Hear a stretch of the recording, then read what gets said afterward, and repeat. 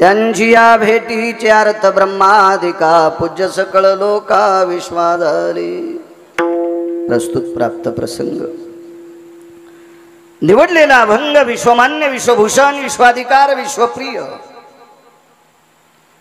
चिन्मयी स्वरूप असणारी अधिकार संपन्न साधू श्रीमंत श्री जगद्गुरु तुकोबराय यांच्यावरती देवाईपेक्षा अतूट प्रेम करणारी महान भगवत भक्त संत शिरोमणी निळोबराय यांचा प्राप्त प्रसंगी निवडलेला अभंग विठला विठला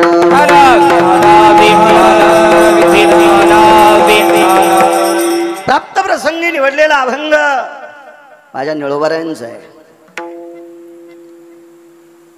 या अभंगाद्वारे मालक नमूद करतात मी संतांचा महिमा वर्णन किती करू।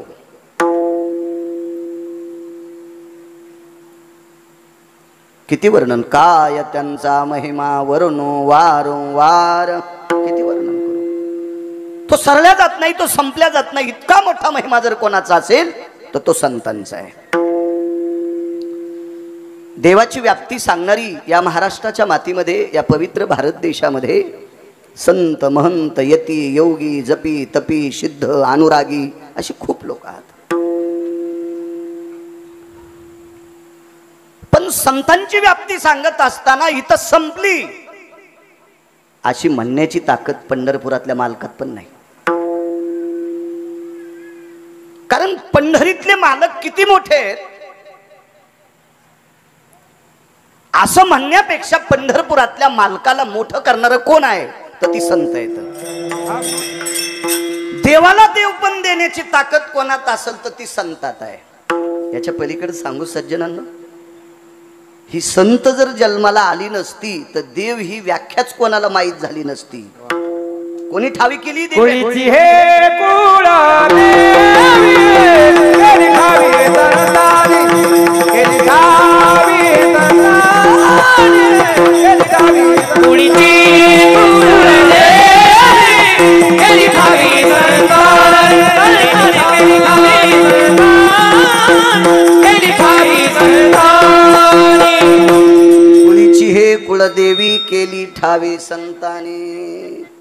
विश्वाच्या मालकाचे प्रचार प्रमुख कोण असतील तर ते संत आहेत। त्यांनी तो महामाल दाखवून दिला। इतकी मोठी संत आहेत महाराज। विश्व ज्याच्या ताब्यात आहे त्याला जगाचा बाप म्हणतात। देखवी ऐकवी एक नारायण हे सर्व सूत्र ज्याच्या ताब्यात आहे त्याला जगाचा बाप म्हणतात आणि त्याला मोठं करण्याची ताकद ज्यांच्या ते त्यांना संत म्हणतात। विठाला महिमा आहे संतांचा। अवर्णनीय महिमा जर कोणाचा असेल तर तो संतांचा आहे। आपला महिमा वर्णन करत असताना ज्याला विराम येतो तो महिमा माणसांचा, किंवा जो महिमा ऐकत असताना पुढच्याला मळमळ होते तो महिमा माणसांचा, किंवा जो महिमा सांगत असताना महिमा सांगणारा मातीत जातो तो महिमा माणसांचा, आणि जो महिमा सांगत असताना पंढरपुरातला मालक त्याला हृदयाशी लावतो तो महिमा संतांचा। भक्त चरित्राते प्रशंसती आवडती निरुते जे भक्त चरित्राते प्रशंसती। आळंदीतल्या मालकांनी सांगावा संतांचं चरित्र वर्णन करणारी माणसं पंढरपुरातल्या मालकाचं अंतःकरण असतात। मग त्या अर्थी संत किती मोठे असतील कल्पना करा। काय त्यांचा महिमा वर्णो वारंवार मी किती वर्णन करू। हरी भक्त थोर भूमंडळी असं निळोबराय म्हणतात। त्यांची भेटीचे अर्थ ब्रह्मादिका। कारण संतांची भेट ब्रह्मदेवाला सुद्धा आवडते। कोण ब्रह्मदेव? ब्रह्मदेव एक हाडा मासाचा कुंभार आहे। कुलाड हाडाचा बाप चाढाचा अखंड मडके घडितो रे। हे 3.5 हाताचे उभे गाडगे तयार करायचा कारखाना ज्यांच्याकडे त्यांना विधाता म्हणतात, चतुरानन म्हणतात, ब्रह्मदेव म्हणतात। किती चतुर आहे ब्रह्मदेव। या भारत देशामध्ये तिरंगा झेंडा कोणाचा? 140 कोटी लोकाचा। याच्यातल्या एकाही माणसाच्या अंगठ्याचे ठसे गिरगावच्या बाळूच्या ठशाला जुळत नाहीत। बदल किती गेला संतोष गुरुजी एवढ्या जाग्यात। 140 कोटी लोकांचा बदल इतक्याच जाग्यात करायचा। सापडेल इंजिनियर, सापडेल सायंटिस्ट, सापडेल एखादा ट्रक भर पुस्तकं पाठ करणारा हरामखोर, सापडेल एखादा नालायक असा स्वतः मोठं म्हणून घेणारा भंगिरी आहे. तो फक्त विधाता आहे ब्रह्मदेव. त्याच्या पलीकडे सांगतोय, कळेल असं सांगेल, जास्त अडचणीत हात घालीत नाही, विचून निघत असते. किती मोठी टाकी तयार करा, पात्र तयार करा, त्याला छिद्र पाडलं की जल यो इति छिद्रेशो पात्राम रिक्ताति जायते नैवम गिरगावकर लिखितम. 5 लाख लिटर पाणी बसणार जरी पात्र केलं आणि त्याला छिद्र पाडलं तर रिक्ताम जलास्तियो, म्हणजे ती टाकी रिकामी होती. पण ब्रह्मदेवानं ह्या उभ्या गाडग्याला 9 छिद्र पाडे, 9 छिद्र पाडे ह्या गाडग्याला. आबा याच्यातून मनान पाणी बाहेर येत नाही, सामान्य चातुरी असेल. आणि एवढे चतुर ब्रह्मदेव, त्यांना सुद्धा संत आवडतात का? एकदा ब्रह्मदेवाचा पाय घसरला होता. वेदार्थाचा गोवा कन्या विलास, वेदार्थाचा गोवा कन्या विलास, वेदार्थाचा गोवा कन्या विलास, वेद नाही ऐसे सांगितले, वेद नाही ऐसे सांगितले, वेद नाही ऐसे सांगितले. वेदार्थाचा गोवा कन्या विलास, वेदे नाही ऐसे सांगितले. म्हणून ब्रह्मदेव अपूज्य ठरले होते. ब्रह्मदेव पूज्य पुष्करला ठरले ते द्वापार युगात. काल 26 तारखेला ज्या मालकाचा जन्म झाला आणि मग हे मालक 4 वर्ष 27 दिवस गोकुळात राहिले आणि मग नंतर वृंदावनाच्या ठिकाणी ब्रह्मदेवाने एकदा पाहिलं. 8 वर्ष 27 दिवस, क्षमा असावी, 4 वर्ष बोललो आता, कधी कधी लोड येतोय. 8 वर्ष 27 दिवसाच्या नंतर गायी वळायला गेले. 11 वर्ष 53 दिवस राहिले पंढरीतले मालक यशोदेच्या घरी. आणि त्यावेळेला ब्रह्मदेवानं पाहिल्यावर दुःख संपलं आणि मग पुष्करला मंदिर झालं. आणि ब्रह्मदेव स्वतः विचार करतात, ज्या ज्या स्थळी संतांचा अधिष्ठाने, ही संत किती पवित्र, म्हणून त्यांची भेटीचे अर्थ ब्रह्मादिका पूज्य सकळ लोका विश्वास झाले. संत विश्वात पूज्य आहेत. अहो संत सात्विक लोकांसाठी पूज्य असतील नवल नाही, संतांना राक्षस सुद्धा नमस्कार करत होते. याच्या पलीकडे सांगू का? राक्षसांचा विश्वास देवावर पण नव्हता, पण संतांवर होता. संतांनी सांगितलं की राक्षसतिक प्रवक अगदी प्रमाण मानायचे, म्हणजे एवढा अधिकार संतांचा मोठा. आणि त्या संतांची भेट ब्रह्मदेवाला आवडती. यमधर्म वास पाहे नित्य काळ. वास म्हणजे सानिध्य, सुगंध नाही.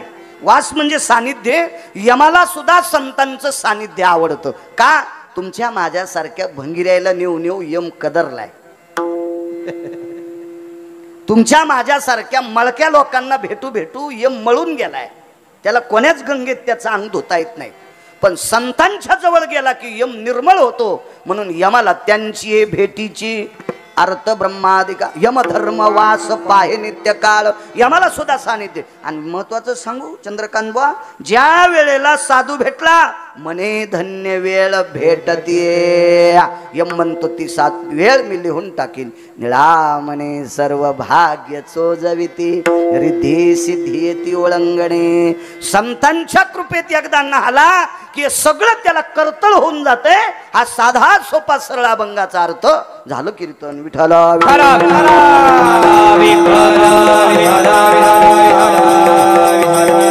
काय व्याप्ती सज्जनांनो संतांची. आज ज्या साधूचा समाधी सोहळा आहे ती माझी संत शेना महाराज, अष्टादश संतांपैकी एक. काय नाविन्य संतांच्या बाबतीत. वजन किती आहे लोकांचं सांगू तुम्हाला. अहो 4-2 रुपये ज्याच्याकडे आहेत त्यानं खांद्यावर हात टाकल्यावर बरेच भंगिरी म्हणतेत त्यानं मा खांद्यावर हात टाकला. तुम्हाला माहिती आहे का? ते मला फोन करतेत.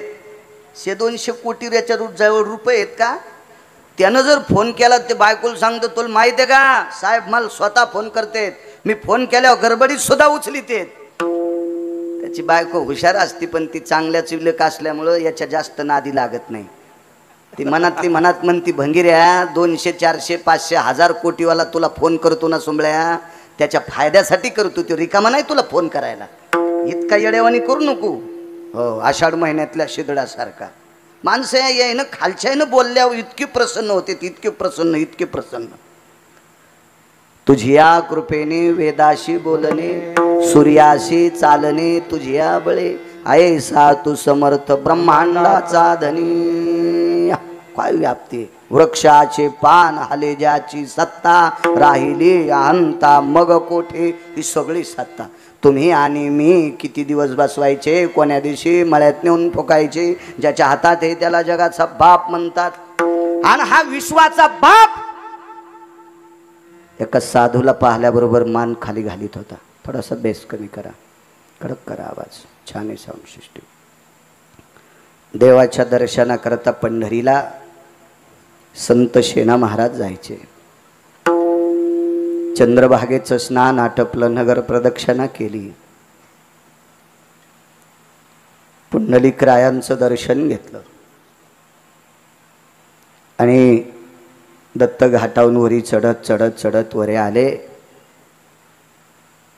ब्रह्मांडाच्या मालकाच्या कळसाचं दर्शन घेतलं, मंदिराला प्रदक्षिणा घातली. पाहता देवळाची पाठ, तीर्थे घडती 360 अशी प्रदक्षिणा केली. मंदिराला आतमध्ये प्रवेश केला. जिथे आता संत चोखवरायांची समाधी आहे, संत शिरोमणी नामदेवरायांची पायरीला समाधी आहे, ते महाद्वार ओलांडलं, आतमध्ये प्रवेश केला. डाव्या हाताला भगवान शंकरांचे सुपुत्र आहेत, उजव्या हाताला महाराष्ट्राच्या मातीतील मराठवाड्यातल्या एका वारकऱ्याची समाधी आहे उजव्या हाताला. समोर गेल्याच्या नंतर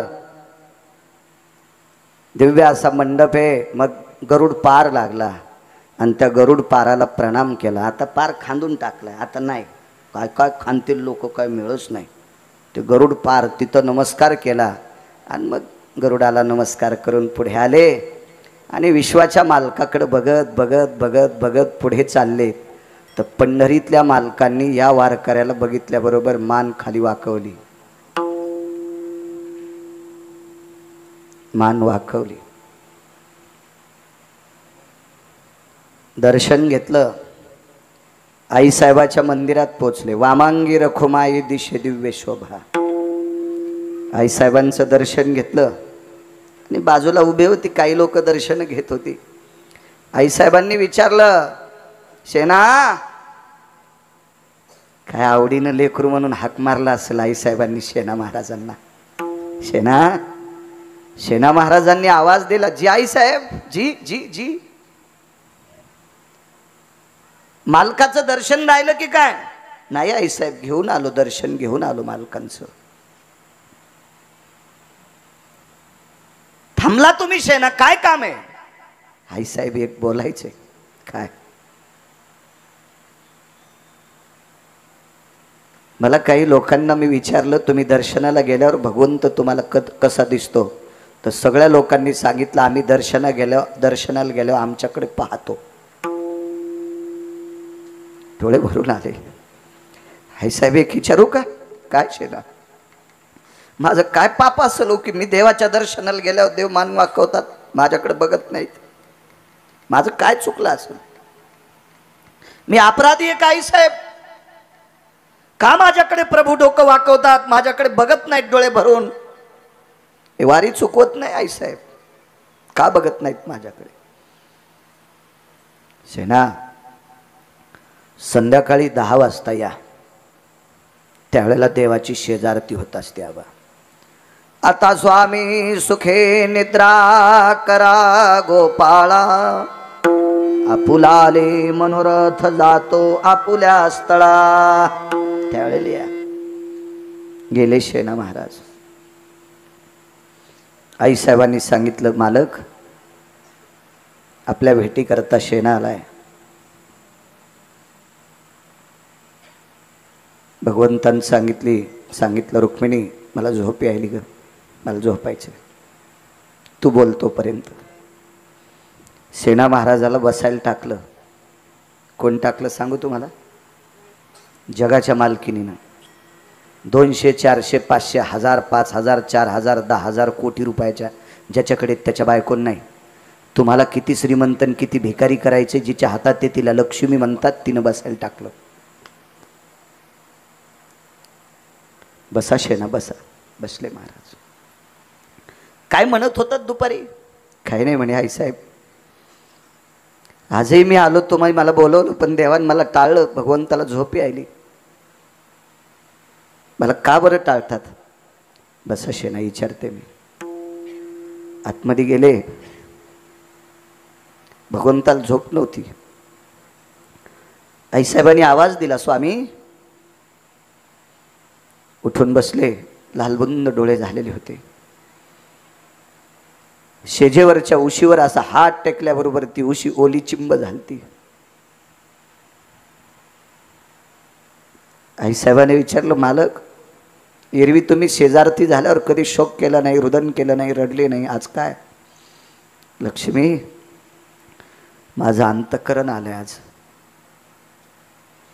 ठीक आहे मालक, तुम्हाला शेणा किती आवडतो हे माझ्या लक्षात आलंय मालक, पण शेणाची एक शंका आहे. एकेरी मी बोलत नाही बरं, आईसाहेब बोलतात. शेणा महाराजाला एकेरी बोलायची काय बाळायची टप्पर आहे? माई लायकी का त्यांना एकेरी बोलायची? आईसाहेब बोलतात. आईसाहेबांनी विचारलं, मालक, त्या शेणाची शंका आहे हो तुमच्याकडे? काय शंका आहे? तुम्ही सगळ्यांकडं दर्शनाला आल्यावर मोठ्या प्रसन्नपणाने पाहता आणि शेणा तुमच्या दर्शनाकडे आल्याच्या नंतर तुम्ही मान खाली घालता.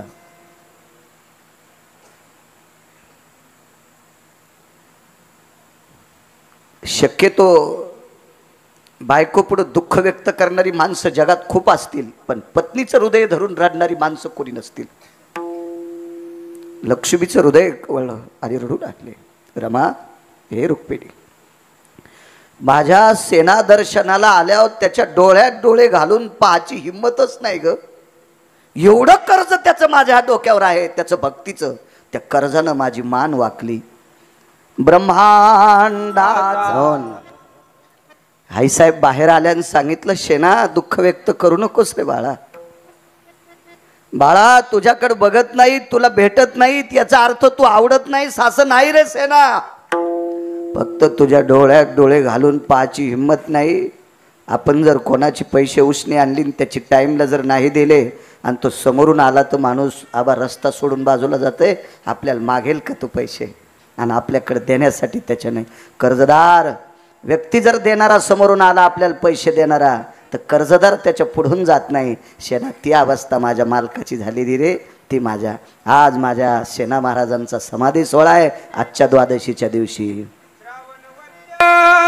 द्वादशी श्रावणवद्य द्वादशी श्रावणवद्य द्वादशी श्रावणी वद्य द्वादशी सेना समाप्ताचे दिवशी सेना समाप्ताचे दिवशी सेना समाप्ताचे दिवशी सेना समाप्ताचे दिवशी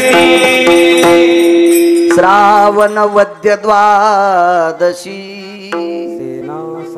रे श्रावणवद्य द्वादशी सेना समाप्त ते दिवशी.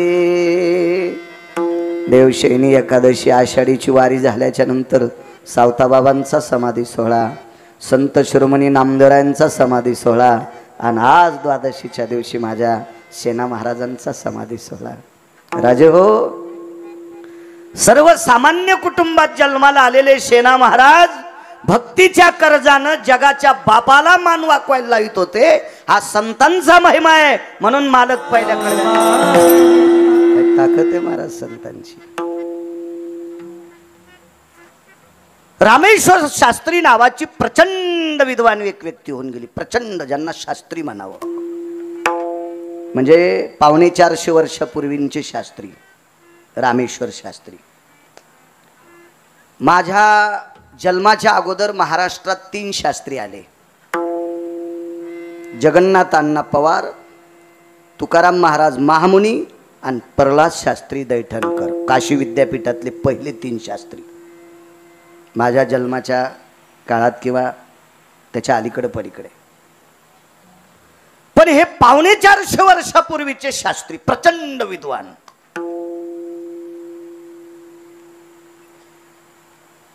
रामेश्वर शास्त्री एखाद्या वेळेस गंगेच्या पात्रात संध्या करण्याकरता गेले आणि गंगेचं पाणी एखाद्या वेळेस वाढलं आणि खळखळ करत असेल उताराला, तर त्या उताराच्या आवाजानं त्यांना त्रास व्हायचा. तितक्या वेळात तापो जलद्भयो स्थिता मंत्रोच्चारस्तते वचम स्थिरयाम गंगोदकम.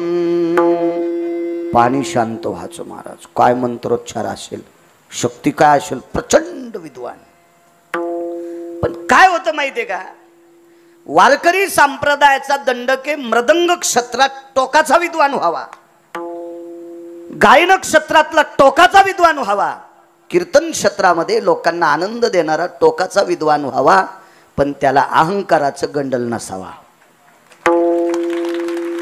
त्याला अहंकाराचं गंडल असलं की ते कोण्या दिवशी फुटन, आणि गंडल फुटलं की ज्याची त्याला बी मळमळ होतं, पाहिल्या शेजाऱ्याला बी मळमळ होतं. तुका म्हणे नरकी गाली अभिमान दरी होया ज्ञान गर्वनाटा, दरी होया ज्ञान गर्वनाटा. ए तुका म्हणे नरकी गाली अभिमान दरी होया ज्ञान गर्वनाटा, हो दरी होया ज्ञान गर्वनाटा. देहूतल्या मालकांनी सांगावं, तुका म्हणे नरकी घाली अभिमान, जरी होय गर्व अभिमान. हे ताठा असला की ते कवा मोडल काय सांगता येत नाही. रामेश्वर शास्त्री प्रचंड विद्वान आहे, पण थोडासा गर्व आलता त्यांना. मी नाही सांगत, इतिहास सांगते. अहो बुटकं भर पाणी ज्याच्याकडे ते म्हणतात मी कोणाला आंघोळ घालू, तू तर धुतलं नाही,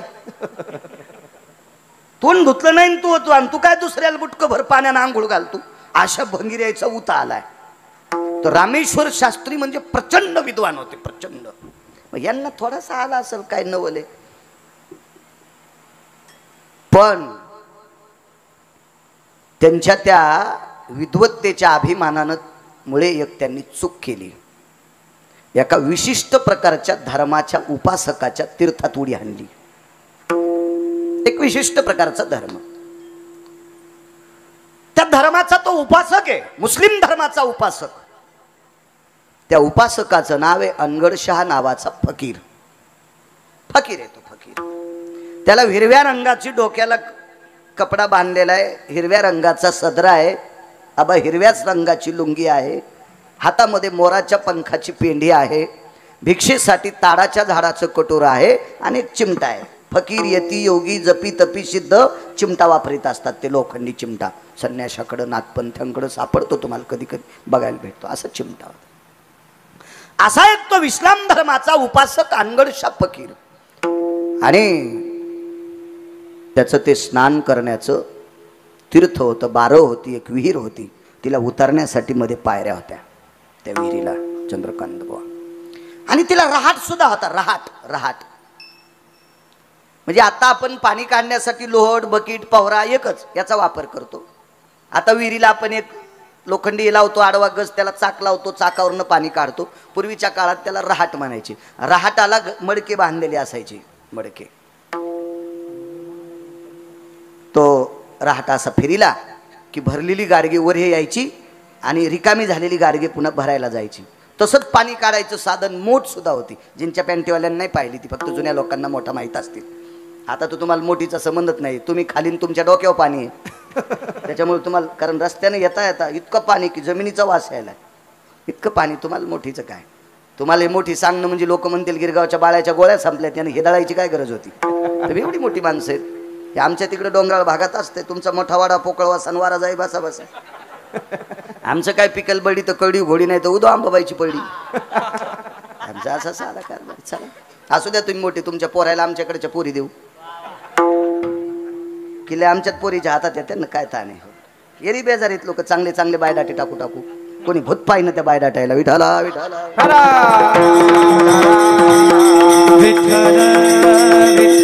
आणि त्या अनगडशाह फकीराच्या त्याचं आपल्याकडे तीर्थ म्हणतात म्हणून आपणही तीर्थ म्हणायचं. त्याच्यात उडी टाकली. उन्हाळ्याचे दिवस, चंद्रकांत बुवा, संतोष भाऊ उन्हाळ्याचे दिवस होते. उडी टाकली आणि रामेश्वर शास्त्रीला पोहणं येत होतं, पोहता येत होतं. आपण बुडून मरू किंवा बुडून मरू नये याच्याकरता पोहणं शिकावं असं म्हणत नाही. शरीराच्या व्यायामासाठी पोहणं असणं अत्यंत गरजेचं आहे. सगळ्या इंद्रियाचा व्यायाम होतो, त्याचं नाव पोहणं आहे. हो, चालणं हा व्यायाम आहे. रोड जाम करणं, इकून नाक दाबणं, इकून हवा काढणं, इकून थोतर फिरणं, ह्यो पाय मानात टाकणं, इकडचा पाय गळ्यात टाकणं, ह्यो अंगठा कानाला लावणं, इकडचा पाठीला लावणं, अंगावरून ऊसाचं ट्रॅक्टर जाणं, हे नाटकं कशाला करायची प्रदर्शन? शेतकरी माणसं आहेत आपण, मस्त दुपारी एक पोहायचं, मस्त एक चक्कर आणायची, सगळे व्यायाम केल्याची ताकद त्याच्यात. यालं पाहिजे पोहणं, येत जावा.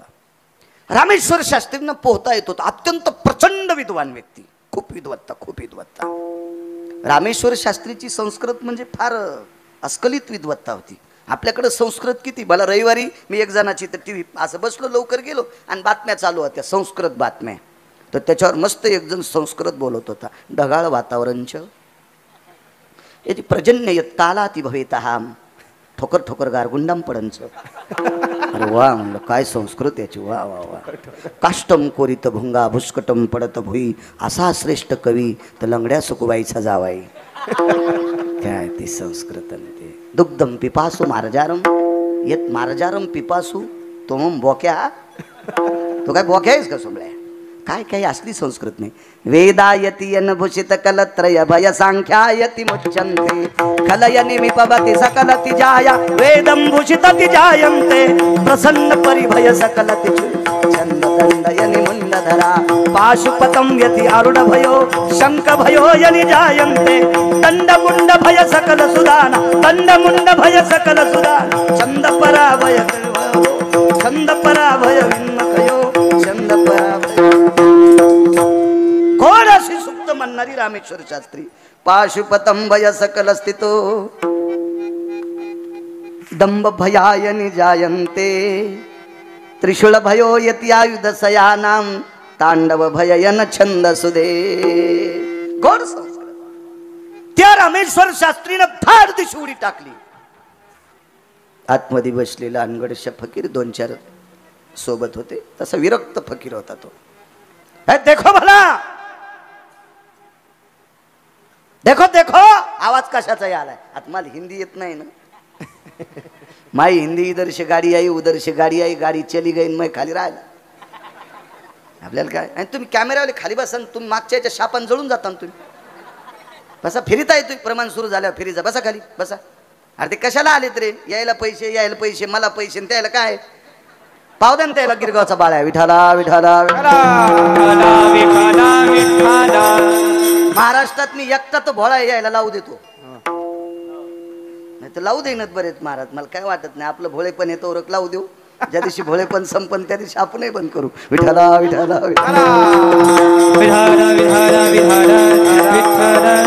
देखो मला देखो. बघा रे मागचे किती खुश झाले आता. बघा आहे का, बघा आहे का नाही. आबा खोटं बोलतो का? आता ते कसे तुम्ही कॅमेरावाले असल्यामुळे काहीच म्हणीने गेले ते बिचारे. देखो मला पाहिलं तर सांगितलं, सरकार मालिक बोले रामेश्वर शास्त्री हिंदू के महाराज बोले बड़े संस्कृत पंडित है. आकारात हिंदी येते. तैर रहे बोले, तैर रहे म्हणजे पोहायले. ठीक आहे, पण ते फकीर काही इकडे आलं नाही, कारण ते फकीरले महिमेतलं फकीर होतं. ते फकीर काय असं इकडे तिकडे कोणाची ते पिठण गिठ मागणारं फकीर नव्हतं. ते अधिकारी फकीर होतं. ते काय असं त्या इस्त्या हे टाकून हे ते असं फकीर होतं का? ते फकीरच. कळलं तुम्हाला फकीर किती मोठा होता. रामेश्वर शास्त्री दुपारचं कडकडतं ऊन आहे, ते तीर्थ अत्यंत निर्मळ आहे, पाणी गोड आहे, चंद्रकांत बुवा, आणि पोहू लागले रामेश्वर शास्त्री. आतून आवाज दिला, रामेश्वर तैरते रहना, हे रामेश्वर तैरते रहना. संतोष बुवा आतून आवाज दिला, पोहत राह रामेश्वर, पोहत राह. रामेश्वर शास्त्रीनं आवाज ऐकला, त्याच्या लक्षात आलं आपल्याला भेलगडे बापू भेलय, पोहा म्हणायले. पण पोहन किती वेळ माणूस, काय त्यांचा महिमा सांगतोय. किती वेळ पोहन आबा. कंटाळा आल्यावर रामेश्वर शास्त्री, त्या विहिरीला पायऱ्या होत्या, 12 पायऱ्या होत्या ना पहिले, त्या विहिरीला पायऱ्या होत्या. पाणी पोहणं बंद करून पायऱ्यावर आले आणि अंगावरचं पाणी निथळलं की रामेश्वर शास्त्रीच्या अंगावर हिस्तू टाकल्या इतकंच धावू लागला. ठाण ठाण ठाण ठाण धन शिवडी पाणी. पाण्यात उडी टाकली की थंडन, बाहेर आला की इस्तूच.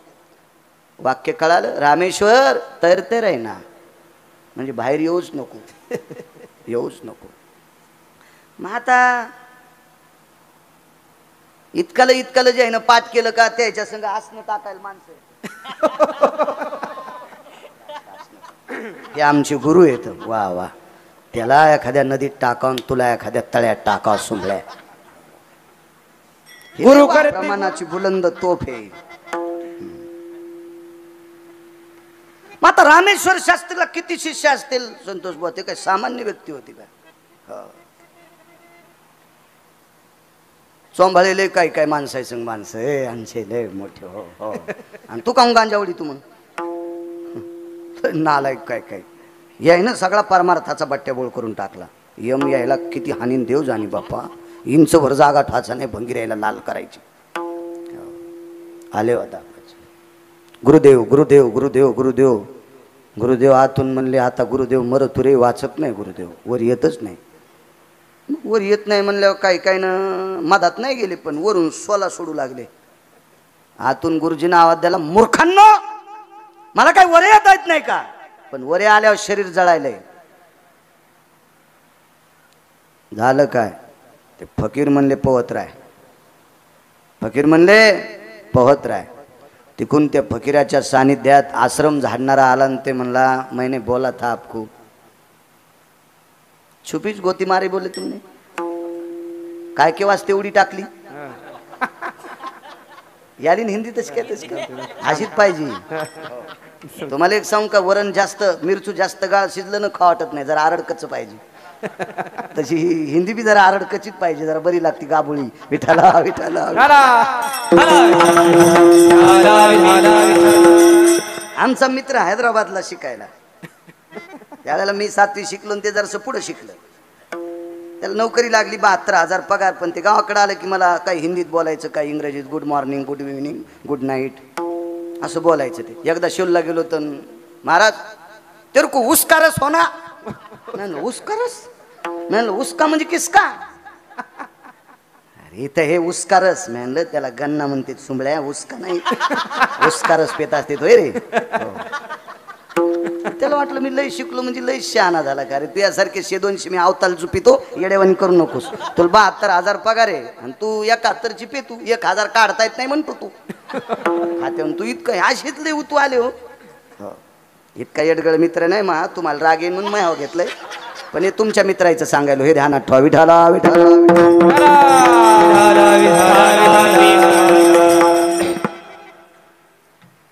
मैंने बोला था बोले आपको, अब क्या करना पड़ेगा बोले. हमारे गुरुजी का स्तवन करो बोले.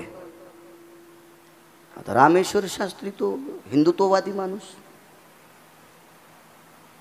वैदिक संस्कृतीतला, सनातन संस्कृतीतले, भागवत संप्रदायाचे, वारकरी संप्रदायातले अधिकारी. ते कसे म्हणतील काही. पण नाईलाज झाला महाराज.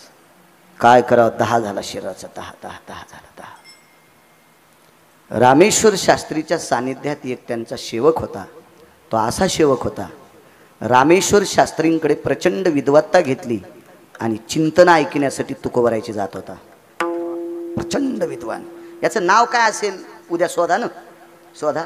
भंगिऱ्याची नावं लय तुमच्या देवडोक्यात येतं. असे चांगल्यांची नावं ध्यानात ठेवा. ठेवा ठेवा चांगल्यांची नाव. देव चांगलं करेल तुमचं. आणि तो फकीराकडे गेलेला आहे. हुशार माणूस. तेव्हा सात्विक आणि टोकाला गेल्या मोठ्यांच्या सोबत राहणारी माणसं नम्र असतात. हे काल परवा उकांड्याच्या झाडा उकांड्यावर वाढलेली जी झाडं असतात का, उकांड्याचं झाड नसते, खतावर वाढलेली झाडं असतात का, ते खताच्या पावरनं इतके वाढते आणि पाऊस हुकला की मग अंगात आते. मोठी मोठीच असतात. प्रणाम प्रणाम बोले. हमारे गुरुजी अंदर तैर रहे बोले. बाहर आने के बाद सब 10 हो जा रहा है बोले. जी मैंने बोला बोले तैरते रहना. उपाय हमें मत पूछो बोले. मैंने एक ही बार बोला रामेश्वर तैरते रहना, रामेश्वर पहुंच रहा है. अब मेरे को मत बोलो बोले. रामेश्वर शास्त्रींच्या ह्या परमशिष्याने आणि श्रीमंत श्री जगद्गुरु तुकोबारायाच्या श्रोत्याने, त्यांचा श्रोता होता तो श्रोता, कृपा झाली ती तुकोबारायांची त्याच्यावर. त्याने विचारलं, फकीर जी, अनगढ़ शाह जी, मैं अंदर जाके हमारे गुरुजी को निकालो बोले. विचारले होते काय, वात्रट नव्हतं म्हातार, सारे गावाला पाणी भरू देत होतं ते, पण मधात आंघोळ करू देत नव्हतं. शिस्तीतलं होतं ते म्हातार. पायऱ्या चढून उतरून खाली आले आणि सांगितलं, गुरुजी एक पर्याय आहे, आपल्याला तुकोबारायाकडे जावं लागतंय. अनगडशा फकीराकडे पर्याय नाही, म्हातारा ऐकत नाही, आपल्याला तुकोबारायाकडे जावं लागतं. मग जावं कसं?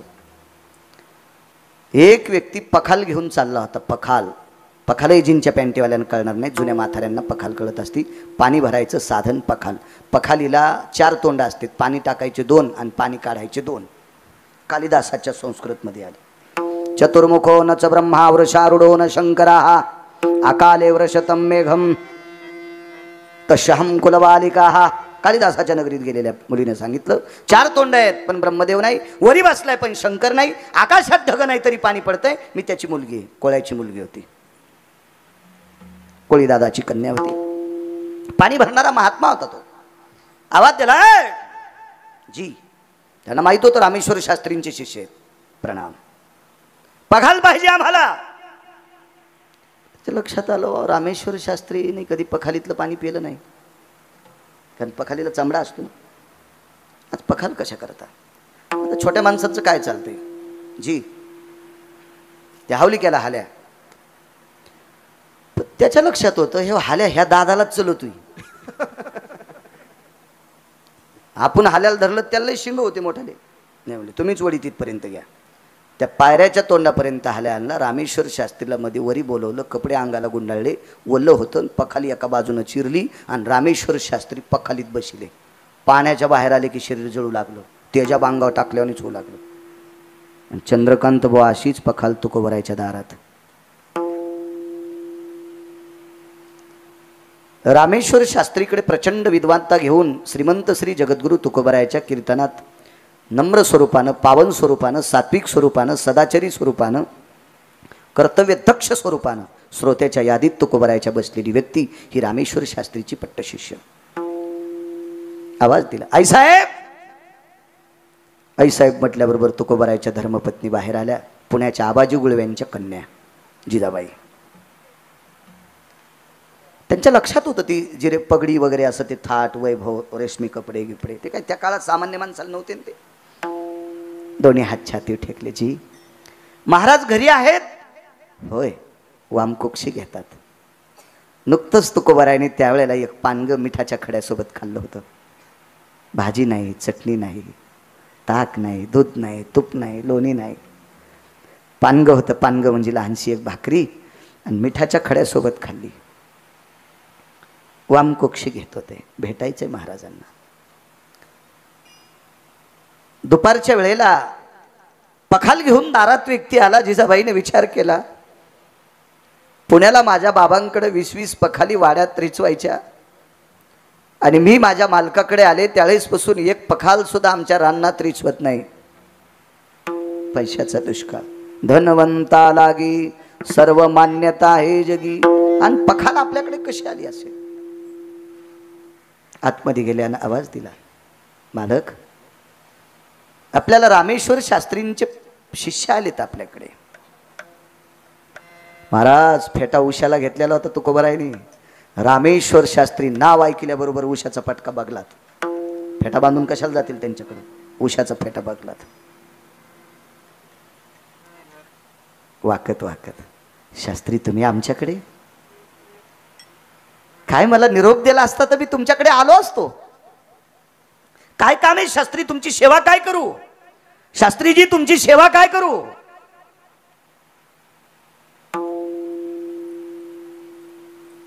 पखालीतनं वरी डोकं काढलं, घळाघळा अश्रू येत होते. तुकोबाराय हानगडशा फकीराच्या नॅचमध्ये उडी टाकली. नॅच म्हणते त्याला, उडी टाकली आणि त्यांनी आतून शाप द्याला, पोहत राय. बाहेर निघलं की 10 शरीराचा होतोय. आतमध्ये गेले, एक कागद आणला, तिथंच पखालीपाशी गुडघावरी केला आणि मांडीवर कागद ठेवला आणि त्याच्यावर एक अभंग लिहिला.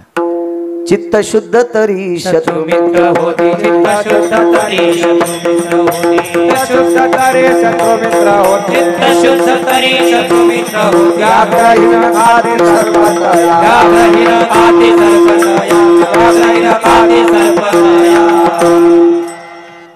विशते अमृत आघात ते भीत अकर्तव्य नीत होय त्याशी दुःख ते देईल सर्व सुख फळ होतील शीतळ अग्निज्वाळा आवडे जीवाशी जीवाची हे परी सकळ अंतरी एक भाव.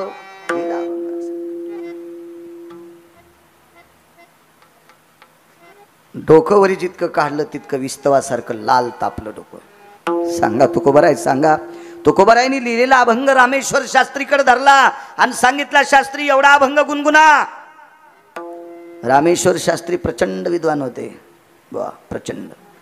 काही वेळात अभंग वाचून टाकला, पखाल फोडून पठ्ठ्या बाहेर आला आणि तुकोबरायाच्या चरणावर लोटांगण घातलं. मने रामेश्वर तयाच्या समागमे झाले आराम देह माझे. हे शरीर जर आराम झाला असेल तर तुकोबरायाच्या संगतीत लोटांगण घातलं. बॉम्ब कोणता पडला माहिती अभिमान बुवा. मथार तन तन करू लागलं. रामेश्वर शास्त्री मुद्दाम आश्रमाकडून दोनदा गेले दोनदा इकडे गेले. अरे म्हणे ते बोलत था बोले तर आहे ना, ये तो खुलेआम घूम रहा है बोले. क्यों नहीं चल रहा बोले, क्यों नहीं चल रहा. हा पण ते बी म्हातारले रगील. त्यानं रामेश्वर शास्त्रीला विचारलंच नाही औषध कोणतं घेतलं. रगील होते काय काय माणसं, मस्तीतले माणसं होते. माय मा होतं ना त्यांच्याकडं, होतं त्यांच्याकडं. रामेश्वर शास्त्रीनं स्वतःच्या एक सानिध्यातल्या व्यक्तीला सांगितलं कुठे गेले, तुकाराम महाराजांच्या घरी. तिथून पुढे रामेश्वर शास्त्री, तिथून पुढे अनगडशा फकीर श्रीमंत श्री जगद्गुरु तुकोबरायाच्या कीर्तनातली घोंगडी जमा करायला ते काम अनगडशा फकीरांनी घेतलं. मुस्लिम समाजाचा त्या काळातला 450 वर्षापूर्वीचा धर्मगुरू तुकोबरायाची घोंगडी जमा करायला येत होता. घोंगडी घोंगडी घोंगडी. आता तुकोबरायाच्या कीर्तन परंपरेतला जर फोटो पाहिला ना तर मंबाजीबा गोसावी एका बाजूला बसलेले आहेत. रयतेचे राजे छत्रपती शिवाजी महाराज त्यांच्या बाजूला आहेत आणि हिरव्या रंगाचे कपडे घातलेला अनगडशा फकीर बाजूला बसलेला आहे. दृष्टांत संपला. महाराज फकीर हा ब्रह्मवेत्याच्या अधिकाराचा, पण कोणता फकीर तोच. या फकीराचा शाप समन करण्याची ताकद फक्त तुकोबरायात होती आणि म्हणून मालक पहिल्या कडव्यात म्हणतात काय शक्ती महाराज. हा संतांचा महिमा आहे. बापू वेळ संपल्यावर सांगा बरं मला.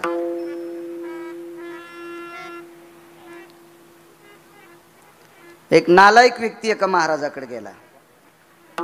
बंगिरी होतं, पांचट बिनाकली होतं. ज्याला मोठा व्हायचा असेल का त्यानं संगती चांगल्या लोकांची करायची.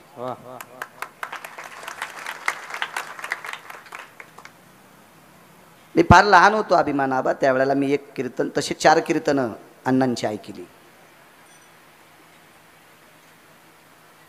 आमच्या गावातली 2-3 सात्विक म्हातारी होती, मला ती घेऊन जायची.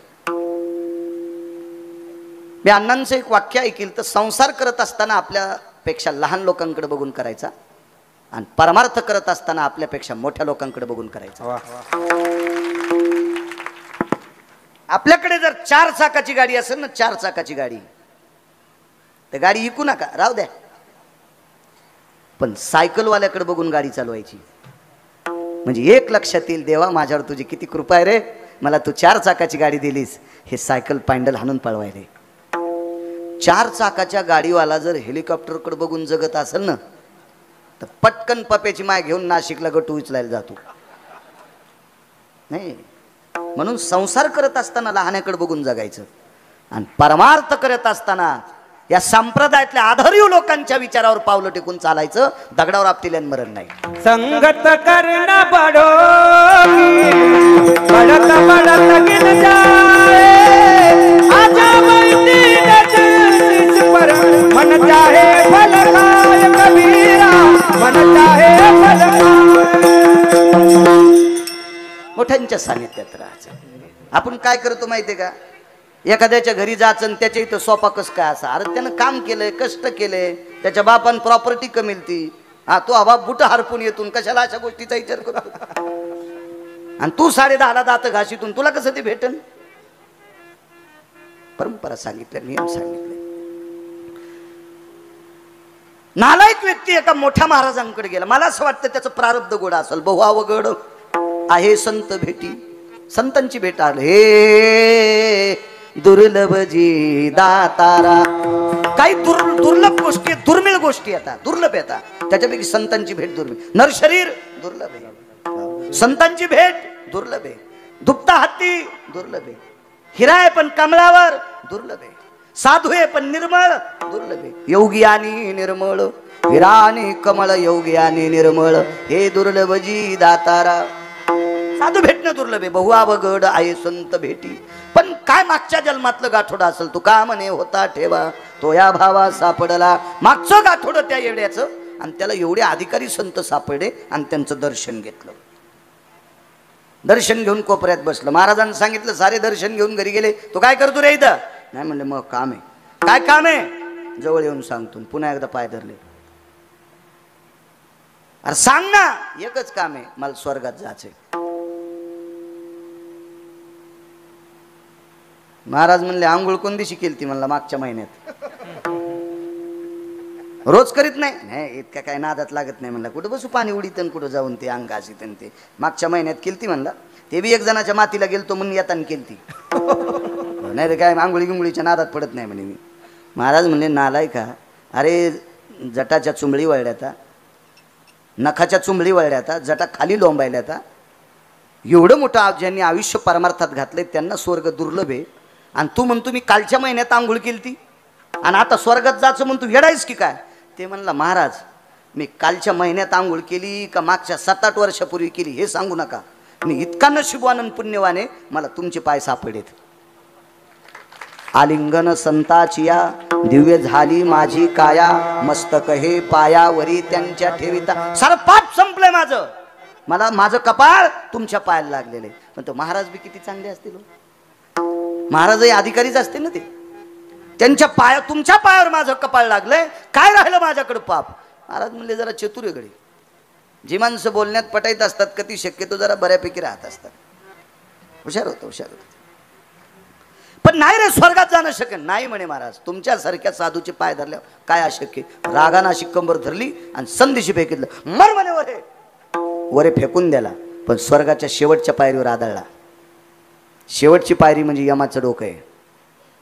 यमाच्या डोक्यावर पाय द्यायची हिंमत कोणाची नाही, फक्त 18 संतांची. जगा काळ खाय आम्ही माथा दिला पाय. त्यांच्या डोक्यावर पाय द्यायची ताकद कोणाची? ज्यांच्या डोक्यावर पाय देण्यासाठी साधना लागते. भक्त प्रल्हाद, हो, उपमन्य, ही जी लोक आहेत का, ही लोक त्याच्या डोक्यावर पाय, कारण यांच्याकडे नामाची साधना आहे, भजनाची साधना आहे.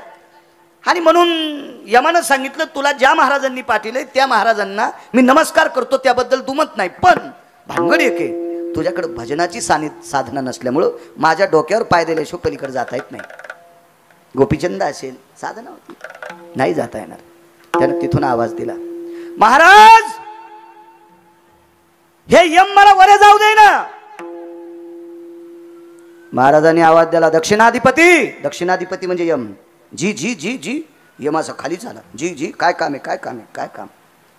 तर महाराजांचं नाव होतं विश्वामित्र. जगातला 1 नंबरचा तपस्वी. विश्वामित्रासारखी तपश्चर्या कोणी केली नाही. जगातला 1 नंबरचा तपस्वी. काय काय मी त्याला स्वर्गात पाठीलं, वरे का घेत नाही? आरतुरच म्हणले, महाराजजी माफ करा, तुमच्या पुण्याईच्या बळावर त्याला स्वर्गाची शेवटची पायरी सापडली. पण त्या पायरीवर जाण्यासाठी त्याच्याकडे ती साधना लागतील, ती नाही. महाराज म्हणले, अरे मी त्याला स्वर्गात पाठीलंय, तू जर नाही येऊ दिलं तर चंद्र सूर्य येतोपर्यंत मला म्हणतील यायच्यात हिंमत नव्हती तर पाठीलं कशाला? नाही, आता ते तुम्ही तुमचं ठरवा म्हणले. पण त्याची हिंमत नाही माझ्या डोक्यावर पाय द्यायची, कारण त्याची साधना नाही. आणि त्याला जर जायचंच असेल तर तिथं बसून साधना कर. वृद्धश्रवानं तिथं साधना केली ती. वृद्धश्रवा हा जयद्रथ नावाच्या व्यक्तीचा बाप होता. जयद्रथाचा बाप होता, जयद्रथाचा. पण तिथे अर्जुनाने जयद्रथाचं डोकं कापून मांडीवर टाकलं, 2 दिवसाला स्वर्गात जाणार होता. पण यानं डोकं उचलून खाली टाकलं की वृद्धश्रवा मेलान खाली बोंबलत आला. पोट्ट नालायक होतं ना, म्हणून बापाला पाप फेडा लागलं. ते तिथं जर साधना केली तर आवाज दिलाय, करे 10-5 दिवस भजन. ते म्हणला, एकदा करीत नाही. तुमचे पाय कशासाठी धरलेत म्हणे? स्वर्गाला जाण्यासाठी. ये म्हणला भजन करीत नाही, येऊ देत नाही. आणि महाराज म्हणले तुला टाइम नाही करे, काय येडे कर नाही म्हणे, तुमच्या पायात एवढी पावर आहे, मला स्वर्ग भेटत नाही. महाराजांनी यमाला सांगितलं, आता जे स्वर्ग आहे का त्या स्वर्गात तू नको येऊ देऊ, मी दुसरा स्वर्ग तयार करतो. एकाची शाटी तपिन नदी, एके सृष्टीवरी सृष्टी केली, दुसरा स्वर्ग आणि दुसरी प्रतिसृष्टी निर्माण केली. ही ज्यांच्यात ताकद आहे महाराज. म्हणून महाराज पहिले परवाले एक जण म्हणला माझ्या स्वागताला 3 पोते फुलं आणता का. ते म्हणला पाकिट तू या मनासारखं दिलं, फुलं आणून टाकू का, तू ह्यात पाकिटातले 7-8 हजार खर्च होऊन फुलं टाक. आगाऊ धंदा ना हे आमचे नाटक. भलते सोंग भलते सोंग. शंकराचार्य पदाचा त्याग. जे बावल्यावर चढे का त्याला शंकराचार्य होता येत नाही. हा कसं होता येईल त्याला, हे चांगल्या पिळ्यात गुतले त्याला नाही होता येत. स्वामी राम 1949 शंकराचार्य एका पीठाचे आग्र्याला गेले. मा भगवतीची भेट झाली. ती नैनितालच्या अरण्यात एक साधू भेटली होती स्वामी रामांना. या भारत देशात या महाराष्ट्राच्या मातीमध्ये साधूंचं आधिपत्य किती मोठे आहे. हे विश्व जर शाबूत असेल तर 2 लोकांच्या शक्तीवर, एक पतिव्रतेच्या शक्तीवर आणि एक साधूच्या शक्तीवर आहे. 2 लोकांवर विश्व चालते. तुमच्यात पण फार मोठी ताकद आहे. तिची देवावरी सत्ता. हा एवढी मोठी ताकद आहे. देव तुमचं ऐकतो. देव देव देव. पण तसं वागावं लागेल ना. महादेवाला टोपलं भर बेल वाहतीन, पप्याच्या बापाला टायमाला भाकरी देत नाही. ते 12 वाजता तर दाताचं पाणी गिळूगिळूच बसलं. म्हणलं काऊन बसले आणशीरामजी. काय नाही म्हणले, पप्याची माया बेल व्हायला गेली आणि जेवायचा मेळ. काय नाही म्हणले, आता ती बेल वाहून येईन तवरक. मेला आणशीराम असाच. 2-3 महिन्यात त्याचं वजन कमी झालं. मी गेलं मी आणलं जीजी आणशीराम तात्या वाळले. हो त्यांनी टाइम खातेत. पहाट पहाट मी बेल व्हायला निघले की जेवायचं म्हणते. यायच्या पोटात काय बरम्या नांदायला पहा. मी म्हणलं जीजे तू नवऱ्याला उपाशी ठेवून महादेवाला बेल वाहतीस, तुला उजनीच्या तळ्यात टाकलं तरी ज्या माश्या तुला खात्यान का त्या माश्याला नरकाला जात्यान तुला खाल्ल्यावर. मालकाला जेवायला देत नाही, महादेवाला बेल वाहती. तिची मैत्रीण तशीच. दरी एकादशीला 1 लाख मंजुळा पांडुरंगाला वाहाची, पप्याच्या बापाला नीट बोलत नव्हती. यायची सत्ता असते देवावर. देवानं तुमचं ऐका, गिरगावच्या बाळूचं ऐका. रोज सकाळी एकदा पप्याच्या बापाचं दर्शन घ्यायचं. जिच्या कपाळावर कुंकू आहे का तिने एकदा पप्याच्या बापाचं दर्शन घ्यायचं. भारतातल्या कोण्याच महाराजाच्या पाया पडायची गरज नाही. आणि जी पप्याच्या बापाचं दर्शन घेत नाही, महाराजाला काजू टाकून दूध देती, ही ज्या भागात ते त्या भागात दुष्काळ पडतो. गळे शपथ. तिची देवावरी सत्ता. असं तुम्ही असं म्हणताल की नेमकं काय प्रकारे नाही. हे संप्रदायात सोंभाळ्या कारभार नाही. इथं कर्तव्य लागते, देखावा नाही. देखाव्यालीत असे लय लोळायलीत नदीच्या कडीला.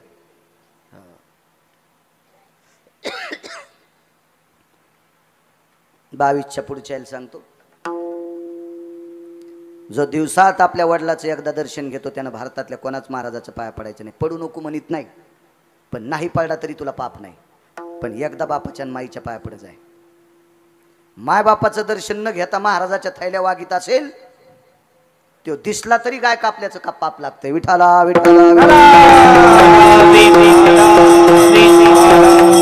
आपल्याकडे ज्ञानोबाराय तुकोबारायांनी फार सोपा परमार्थ सांगितलाय. देखावा नाही, देखावा नाही, देखावा नाही. अत्यंत सोपा. चला. नैनितालच्या अरण्यामध्ये माता भगवती सापडल्या आणि त्यांनी आग्र्याला स्वामी रामांना पाठवलं. जा राम आग्र्याला जा रे, जा राम जा जा आग्र्याला जा. आग्र्यात गेल्यावर त्यांना एक भिकारी सापडला. एक भिकारी होता. भिकाऱ्याच्या हातामध्ये एक काठी होती, दंड होता. डाव्या हातात धरली होती काठी आणि आबा उजवा हात असा केलेला होता.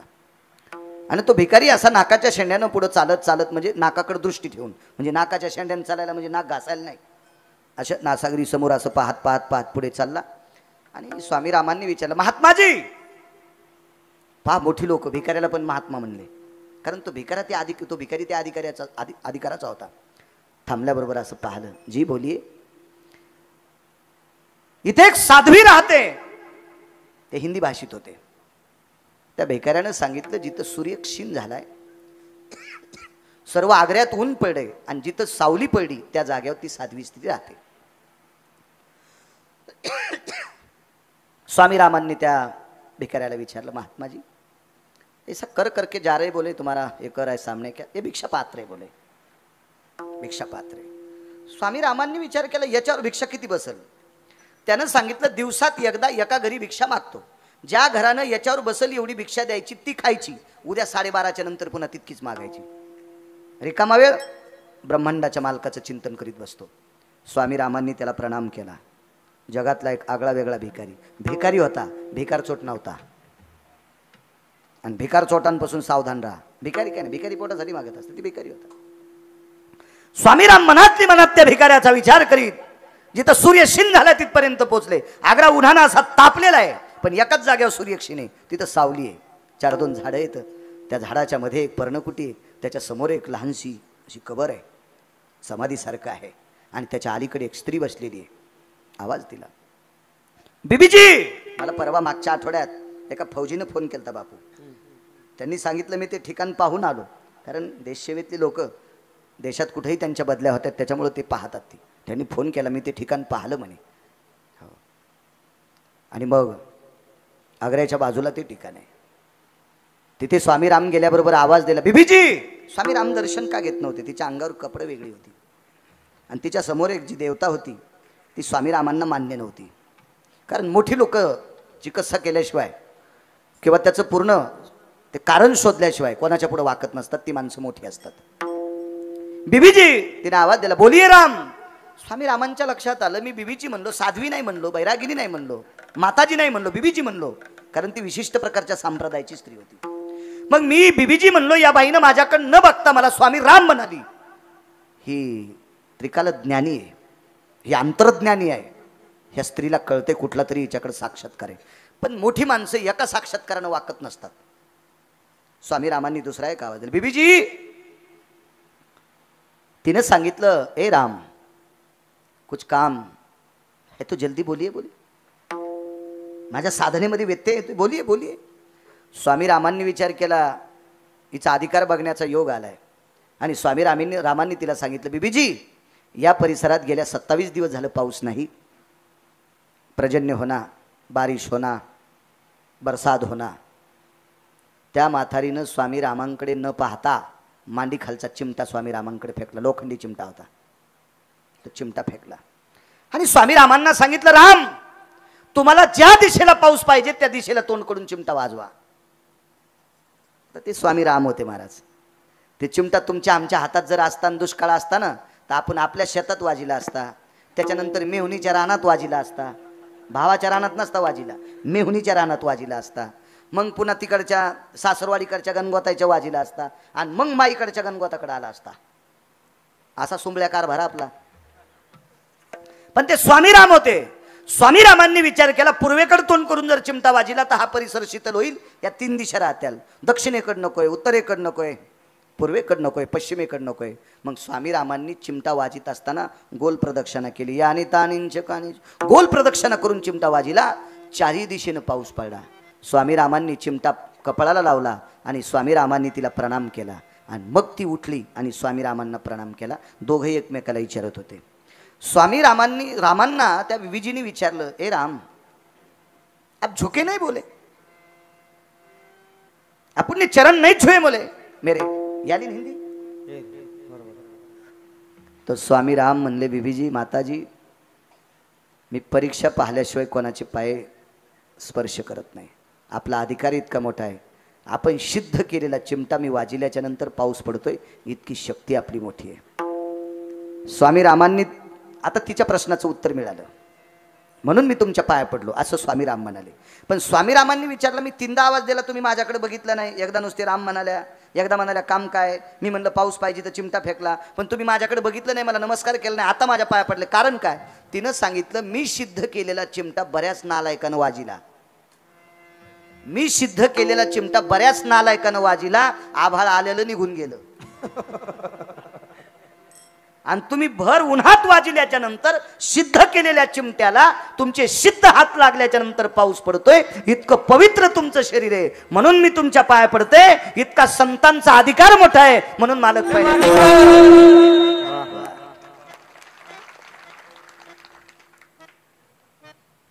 एका वारकऱ्यांचे मित्र होते. ते एकदा वाराणसी काशी गयेला गेले. काशीला जायची इच्छा होती. मला असं वाटतं श्रावण मास असेल आणि ते गेले काशीला.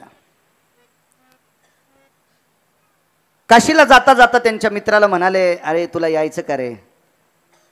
त्यांचे मित्र वारकरी होते, निष्ठावंत वारकरी होते, निष्ठानिष्ठितले नव्हते, निष्ठावंत वारकरी वारकरी होते.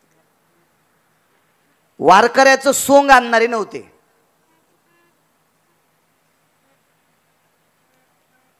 प्रचंड विद्वत्ता, नम्रता आणि भक्तीचं सूत्र ज्याच्या हातात आहे असे परम पावन वारकरी संत रविदास होते. अरे मला विश्वनाथाचं राजेश्वराचं दर्शन घ्यावंसं वाटतं रे. इच्छा सुद्धा आहे मनात, ती वासना आहे, कल्पना आहे, भावना आहे. वासना म्हणजे इच्छाच नाही, इच्छा आहे दर्शनाची. पण माझ्या आई बाबा म्हातारे झालेत रे, आणि माझ्या आई बाबांना झोका दिल्याशिवाय त्यांना झोप येत नाही. मी काशीला गेल्याच्या नंतर त्यांना कोण झोका देईल?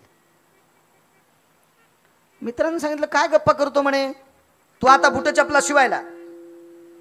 त्या वारकऱ्याचा व्यवसाय होता चपला आणि बुट शिवायचा. बूट चप्पल तुमच्या आमच्या शिवायच्या, बूट ह्या पोटाची खळगी भरण्यासाठी. मी नेहमी सांगत असतो तरुणांनी काम करायचं आणि काम संपल्याच्या नंतर भजन करायचं.